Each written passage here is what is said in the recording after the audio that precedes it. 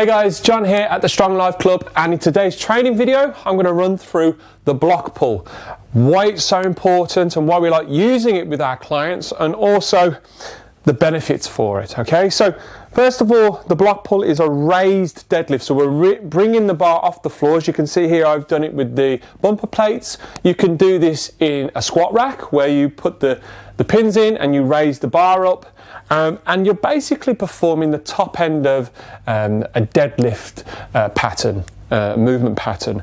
All right, and the reason why I like this is because it allows people to work on that hip hinge movement without having to do a full deadlift, and also it takes the emphasis away from the hamstrings and glutes and more into your back. Okay, you know, your lower back, mid back, and even upper back into your traps. Okay, it's also a movement that we can load up once you get comfortable and your movement is correct and safe. So I like to drop this down to the 5-6 rep range and really push it towards the top end of the training session and really try and push the strength through here. A lot of people find that performing the top end of the movement, they feel quite secure and safe to really load it up once they have learned that hip hinge movement that we talk a lot about. Okay, now once we're setting this up, I like to set it up just below my knees, so it's a few inches below my knees, on the knees or above the knees. If it's on the knees, it's going to be uncomfortable and kind of get in the way, and if it's above the knees, you're not going to get any real range of movement for it to really take effect. So bar just below my knees, I want the bar mid-foot, over my mid-foot, where my laces are.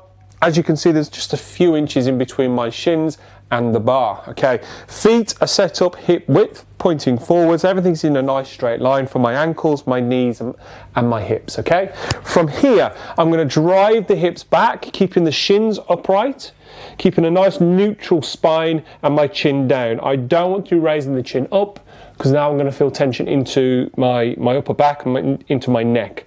From here, I brace and I lift.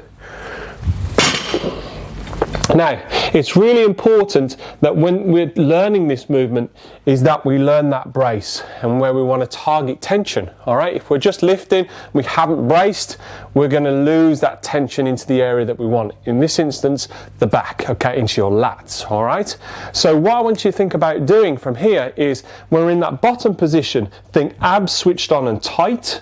Okay, so really brace from your core, and with your shoulders, I want you to think about driving your shoulder blades down and back together, as if you're trying to wrap the bar around your legs. And that's really going to now start to switch on the lats. So when you do lift, you are going to be able to get tension into the lats and into your back. So if I was to do that again, nice and close up to the bar, hinge the hips back, neutral spine. Now before I lift, I'm going to brace my abs. I'm going to drive my shoulders down and into my back as if I'm trying to wrap the bar around my legs. From this position, I'm going to drive the hips through and think about driving my elbows and arms back. I'm going to feel that right into my back, into my lats. Control the weight down, keep it nice and close. Before we lift again, we're going to brace. So shoulder blades down, abs tight, drive the hips through. Control it down. So that's the block pull. I would heavily suggest bringing this into your training, particularly if you are happy with that hip hinge.